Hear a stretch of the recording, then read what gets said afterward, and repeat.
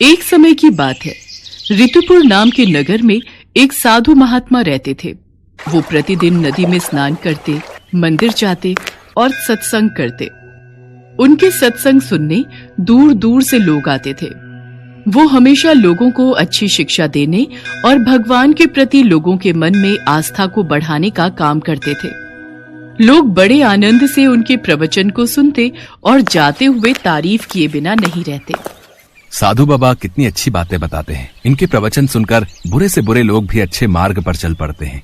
हाँ भैया, महात्मा जी तो बहुत ही अच्छे प्रवचन सुनाते हैं। मेरे बेटे का दिमाग बुरी आदतों में रहता था, पर जब मैं अपने बेटे को यहाँ सत्संग में लाया तब से वो बिल्कुल ठीक हो गया।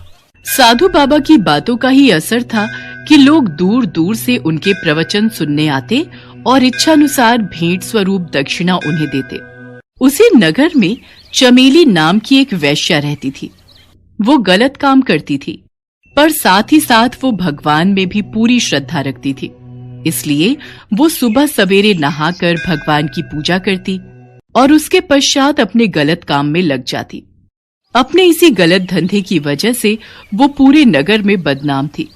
एक बार जिस मंदिर में महात्मा जी गए हुए थे, चमेली भी उसी मंदिर में आई और वो मंदिर में प्रणाम करने के बाद महात्मा के पैर भी छूने लगी। तब मंदिर के पुजारी ने कहा, तुम साधु बाबा के पैर नहीं छू सकती, तुम्हारे छूने से वो अपवित्र हो जाएंगे।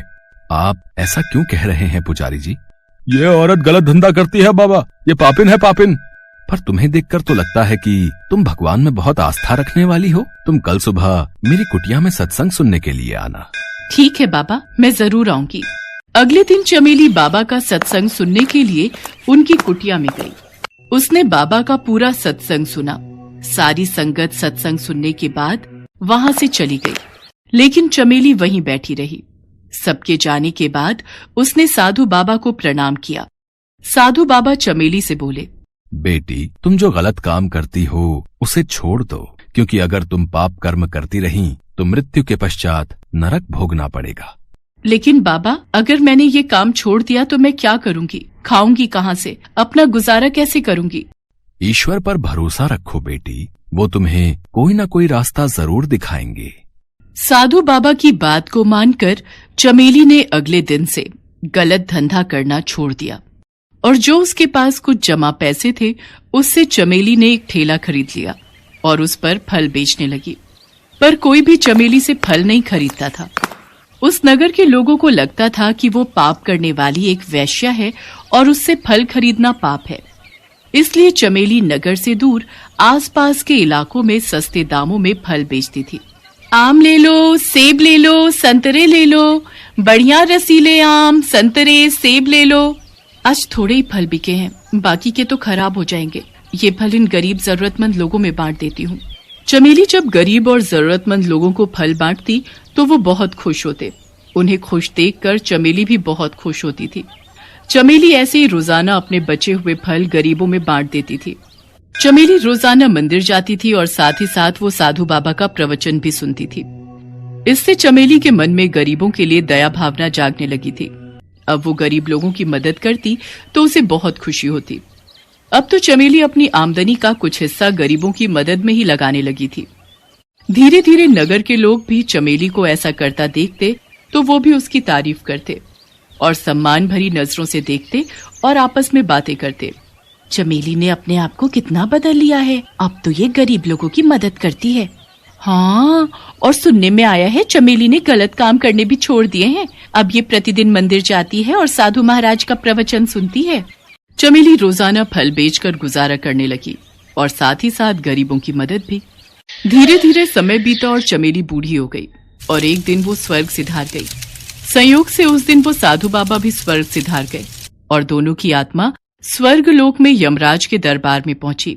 तब यमराज ने साधु बाबा और वैश्या के कर्मों का लेखा जोखा निकाला और दूतों को आदेश दिया, इस औरत को 2 दिन के लिए नर्क में और सदा के लिए स्वर्ग में भेज दो और इस साधु को हमेशा के लिए नर्क में भेज दो। हे धर्मराज, आपके दरबार में ये कैसा न्याय हो रहा है? मैंने तो अपना पूरा जीवन लोगों को सही राह पर लाने में लगा दिया। मैंने हमेशा लोगों को भक्ति का मार्ग दिखाया, लेकिन फिर भी मुझे नरक भेजा जा रहा है। ऐसा क्यों महाराज? जबकि इस औरत ने तो अपने जीवन में कई पाप कर्म किए हैं, फिर भी आप इसे स्वर्ग में भेज रहे हैं। ईश्वर कभी भी किसी के साथ अन्याय नहीं करते। हर प्राणी को स्वर्ग और नरक उसके कर्मों के आधार पर ही प्राप्त होता है। ये सत्य है कि तुमने अपने पूरे जीवन में लोगों को सही मार्ग दिखाया और भक्ति का उपदेश दिया, परंतु तुमने कभी उन बातों को खुद पर अमल नहीं किया। न तो तुमने कभी किसी की मदद की और न ही कभी दान किया, न कभी किसी की सेवा की और न ही तुमने सच्चे दिल से ईश्वर की भक्ति की। धर्म की आड़ में तुम केवल धन दौलत और शोहरत कमाने में लगे रहे। तुम्हारे मन में ईश्वर के प्रति कभी भी सच्ची श्रद्धा नहीं थी। जबकि इस महिला ने भले ही अज्ञानतावश अपने शरीर से कुछ समय तक गलत काम किया, लेकिन सही गलत का ज्ञान होते ही उसने अपनी राह बदल दी। इस औरत ने गरीब और जरूरतमंद लोगों की बहुत मदद की, अपने सामर्थ्य के अनुसार खूब दान पुण्य भी किए और सच्चे मन से ईश्वर की भक्ति भी की। इसके द्वारा किए गए पुण्य कार्य पाप पर भारी पड़ गए, इसलिए इसे सिर्फ 2 दिन के लिए ही नरक और फिर सदा के लिए स्वर्ग की प्राप्ति हुई। यमराज की बातों को सुनकर साधु बाबा खामोश हो गए। चाहकर भी वो कुछ बोल न सके। उनकी आंखों से आंसू की धारा बहने लगी। जीवन भर खुद को महान समझने वाले वो साधु बाबा आज एक वैश्या के सामने खुद को तुच्छ महसूस कर रहे थे, जबकि वो वैश्या अपने पुण्य कर्मों के कारण स्वर्ग को प्राप्त हुई। दीनानाथ हाथ रिक्शा चलाता था। सुबह से रात तक वो लोगों को उनकी मंजिल पर पहुंचाता और उससे जो पैसे मिलते उसी से उसका और उसकी गर्भवती पत्नी विमला का गुजारा चलता था। दीनानाथ कभी बस स्टैंड पर तो कभी रेलवे स्टेशन तो कभी किसी मॉल के बाहर खड़ा रहता और यात्रियों का इंतजार करता। रामपुर, मायागंज, नाथनगर, भागलपुर। अरे भाई सूरजपुर चलोगे क्या? सूरजपुर? हाँ साहब चलूंगा ना। और कितने पैसे लोगे? साहब 20 रुपए। अरे 20 तो बहुत ज्यादा है, मैं 15 दूंगा भाई। चिलचिलाती गर्मी के कारण दीनानाथ की बोहनी नहीं हुई थी। वो 15 रुपए में सूरजपुर जाने को तैयार हो गया। सारा दिन वो इस तरह लोगों को पहुंचाता। कभी उसे मन मुताबिक पैसे मिल जाते तो कभी कम, लेकिन वो किसी से कोई शिकायत नहीं करता। एक दिन जब वो सुबह सुबह काम पर जाने के लिए निकल रहा था तो विमला, अरे ओ विमला, मैं काम पर जा रहा हूँ, तू ठीक से खाना खाना, जरा सी भी लापरवाही ना करना। तुझे पता है ना तेरी कोख में एक नन्ही सी जान जो पल्ली है। जी हाँ, बिल्कुल पता है। वैसे भी जब आप जैसा ध्यान रखने वाले पति हो तो लापरवाही कैसे हो सकती है? विमला की बात पर दीनानाथ मुस्कुराकर उसकी ओर देखने लगा। फिर वो काम पर चला गया। उस दिन भी भयंकर गर्मी थी। पारा 44 डिग्री के पार पहुंच गया था। संयोग से उस दिन भी गर्मी के कारण उसकी बोहनी नहीं हुई थी और दोपहर के बाद जब उसके रिक्शे पर एक पैसेंजर बैठा तो वो बहुत खुश हुआ, क्योंकि उसे पता था कि उस समय उसे पैसों की कितनी जरूरत है। भगवान का लाख लाख शुक्रिया, एक पैसेंजर तो मिला। दीनानाथ उस पैसेंजर को उसकी मंजिल पर पहुंचाने के लिए चल पड़ा, लेकिन आधी दूरी पर जाने के बाद उसे चक्कर आने लगा और वो सड़क पर गिर पड़ा। उसे रास्ते में लकवे का अटैक आ गया। उसके हाथ पैर ने काम करना बंद कर दिया और उसका मुंह भी टेढ़ा हो गया। किसी तरह उसके कुछ दोस्तों ने उसे अस्पताल पहुंचाया। विमला भी भागी भागी अस्पताल पहुंची। देखना विमल, क्या हो गया? मेरे हाथ पैर काम नहीं कर रहे यार भाई, मैं तुमसे ठीक से बात भी नहीं कर पा रहा हूँ। अब बता कैसे चलेगा हमारा जीवन, क्या होगा हमारे आने वाले बच्चे का भाई? विमला क्या जवाब देती अपने पति के सवालों का। कुछ दिनों बाद वो अस्पताल से घर आ गया, लेकिन वो सवाल अब भी सवाल ही बना हुआ था कि अब घर कैसे चलेगा। 2 दिनों से उसके घर में अन्न का एक दाना भी नहीं था। वो बेचारा इतना असहाय था कि बिस्तर पर पड़े पड़े रोता रहता। अरे आप रोते क्यों हैं? दुख दिया है भगवान ने तो वो इससे निकालेगा भी। आप चिंता न करें, मैं चलाऊंगी रिक्शा, मैं करूंगी काम, फिर से सारी चीजें ठीक हो जाएंगी। तू, अरे ऐसी हालत में तू कैसे काम करेगी? हे भगवान, ये किस संकट में आपने हमें डाल दिया? आप चिंता नहीं करें, संकट है तो संकट टलेगा भी। मैं करूंगी काम। आज तक आपने किया है ना, आपने रखा है ना मेरा ध्यान, अब मेरी बारी है। गर्भवती विमला रिक्शा चलाने लगी। शरीर को जला देने वाली भीषण गर्मी में वो रिक्शा चलाती और लोगों को एक जगह से दूसरी जगह पर पहुंचाती। हालांकि कुछ लोग उसके रिक्शे में बैठने से कतराते और कुछ आसानी से बैठ जाते। अरे तू चला लेगी ना रिक्शा है? हाँ साहब, क्यों नहीं चलाऊंगी, ये मेरा काम है, यही रोटी है मेरी। पसीने से लथपथ और एक मासूम जिंदगी को अपने पेट में लिए विमला अपने परिवार की गाड़ी किसी तरह खींच रही थी, लेकिन अभी तो उसके जीवन में एक और तूफान आने वाला था। यमलोक में यमराज अपने यमदूतों से उसके पति दीनानाथ को लाने की बातें कर रहे थे। यमदूतों, बहुत दिन हो गए मैं पृथ्वीलोक नहीं गया हूँ, इसलिए इस बार इस व्यक्ति को लाने मैं स्वयं जाऊंगा और पृथ्वीलोक का थोड़ा भ्रमण भी कर लूंगा। यमराज ने एक बुजुर्ग व्यक्ति का वेश बनाया और पृथ्वीलोक पर पहुंच गए।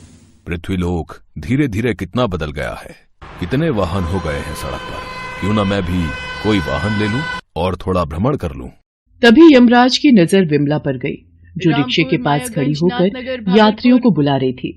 रामपुर, मायागंज, नाथनगर, भागलपुर। देखो, हम इस शहर में नए हैं तो हमें यहाँ के इलाके का पता नहीं है। क्या तुम मुझे इस शहर का भ्रमण करवा दोगी? जी बाबा, आइए बैठिए मेरे रिक्शे में। उस भीषण गर्मी में विमला यमराज को अपने रिक्शे में बिठाए शहर घुमाती रही। फिर अचानक यमराज को ध्यान आया कि शहर घूमने में बहुत सारा समय बीत गया है। अब उन्हें दीनानाथ के घर उसके प्राण हरने के लिए जाना होगा। इस बच्ची ने हमें बहुत देर घुमाया, इसी से मैं उस दीनानाथ के मोहल्ले का पता पूछ लेता हूँ। यमराज ने विमला से दीनानाथ के मोहल्ले का पता पूछा। अरे, मैं उसी मोहल्ले में रहती हूँ, चलिए ना आपको छोड़ देती हूँ। नहीं, अब हम स्वयं चले जाएंगे। यमराज विमला के रिक्शे से उतर गए और जाने लगे तो विमला ने उनसे पैसे मांगे। पैसे? वो क्या होते हैं? मेरे पास तो पैसे नहीं हैं। क्या रिक्शे में सवारी करने के पैसे लगते हैं? लेकिन मेरे पास सचमुच कुछ भी नहीं है। ये बात सुनकर विमला थोड़ा चौंक गई। वो तो इसी आस में उस बूढ़े व्यक्ति को घुमा रही थी कि उसे कुछ पैसे मिलेंगे, लेकिन उसके पास तो पैसे थे ही नहीं। कोई बात नहीं बाबा, पैसे नहीं है तो क्या कर सकते हैं। आप कहिए तो मैं पते तक आपको छोड़ दूं जहां आपको जाना है। अरे नहीं नहीं, मैंने कहा ना, मैं स्वयं चला जाऊंगा। तुम्हारा बहुत बहुत धन्यवाद।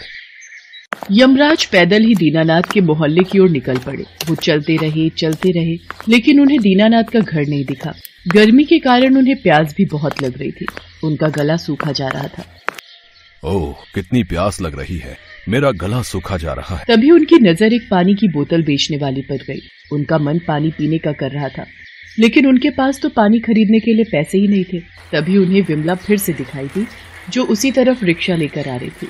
उस परेशान बूढ़े व्यक्ति को फिर से देखकर विमला उसके पास गई और कहा, क्या हुआ बाबा, क्या आप उस पते तक नहीं पहुंच पाए?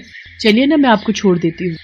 नहीं बेटी, मैं चला जाऊंगा, लेकिन मुझे जोरों की प्यास लगी है। क्या तुम मुझे पानी पिला दोगी? क्योंकि मेरे पास तो पैसे नहीं हैं। अरे क्यों नहीं।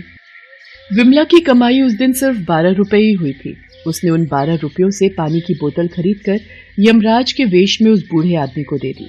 यमराज विमला के प्रेम और दया से भरे हृदय को देखकर बहुत खुश हुए और कहा, बेटी, तुम्हारा दिल दया से भरा हुआ है। मेरे पास रुपए तो नहीं है, लेकिन आशीर्वाद है। मैं तुम्हें सदा सुहागिन रहने का आशीर्वाद देता हूँ।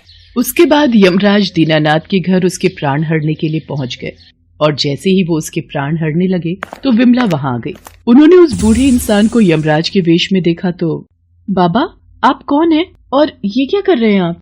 मैं यमराज हूँ बेटी, इसके प्राण हरने आया हूँ। ये आप क्या कह रहे हैं बाबा? अभी अभी आपने मुझे सदा सुहागन रहने का आशीर्वाद दिया और अभी मेरे पति को मार रहे हैं आप? ये तुम्हारे पति हैं? हाँ बाबा। यमराज ने अपनी आंखें बंद की तो उन्हें सारी सच्चाई का पता लग गया। यमराज धर्म संकट में फंस चुके थे। एक तरफ उन्हें दीनानाथ के प्राण हरने थे और एक तरफ उसकी पत्नी को उन्होंने सदा सुहागन रहने का वरदान दिया था। विमला की दया से भरे हृदय ने उनका मन भी तो मोह लिया था। बेटी, मेरा आशीर्वाद व्यर्थ नहीं जाएगा। तुम्हारे पति को कुछ नहीं होगा। तुम्हारे प्रेम से भरे हृदय, दूसरों की मदद करने की चाह ने असंभव को भी संभव कर दिखाया है। मैं इसके प्राण नहीं हरूंगा, और हाँ, मैं तुम्हारे पति को अभी के अभी स्वस्थ होने का आशीर्वाद भी देता हूँ। उसके बाद यमराज ने दीनानाथ को पूरी तरह स्वस्थ कर दिया और उसे ढेर सारा आशीर्वाद दिया और उनका घर धन धान्य से भी भर दिया। फिर वे यमलोक को प्रस्थान कर गए। ये देखकर विमला और दीनानाथ दोनों की आंखों में आंसू थे और वे बार बार यमराज को धन्यवाद कर रहे थे।